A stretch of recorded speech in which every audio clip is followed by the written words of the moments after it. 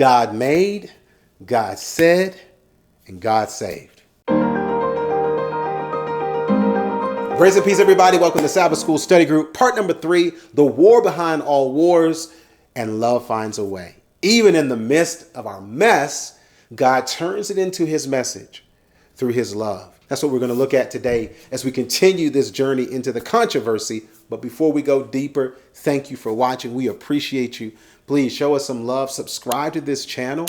Make sure you like this video. It makes it easier for this message to get out. This is what we're wanting to share, and we thank you for partnering with us. Also, check us out online, changeministry.org, for more studies and videos.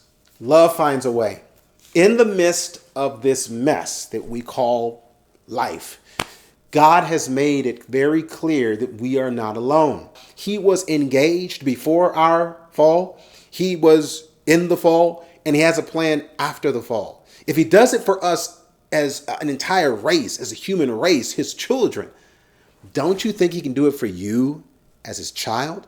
In Genesis chapter 2, verse 18 and 15, it starts with what God does. God made, the Lord God planted a garden eastward in Eden, and there he put the man whom he had formed. And the Lord God took the man and put him into the Garden of Eden to dress it and to keep it. So we see the beginning of all things. It is good. It starts with God. God was the one who made the man that he put then into the garden. And God was the one who made the woman to be with the man. And God was the one who then, after he was done making and doing, he started saying, he started speaking.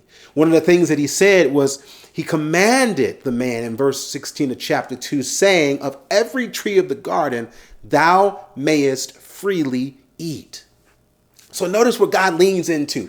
After he's doing all this making, he starts saying, and his word and even his command, his first command is love.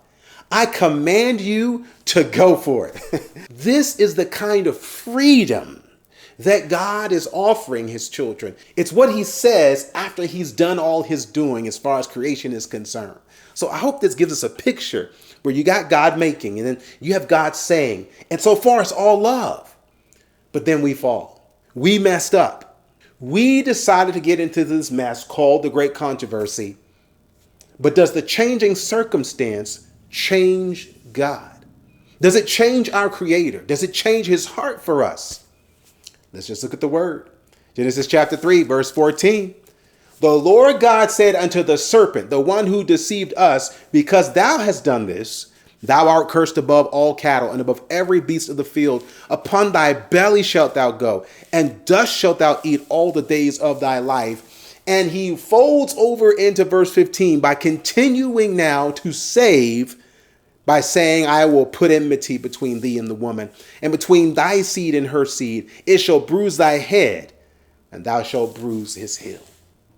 The same God who made, the same God who said, now we see the God who saves. In condemning and in cursing the serpent, not just the literal serpent, the snakes that now crawl on the ground, we're talking about the serpent with a capital S, the dragon, the Satan, the devil that now has deceived us. He's immediately put down in an effort to raise us back up to where we fell from. Because he says, I'm going to send a deliverer.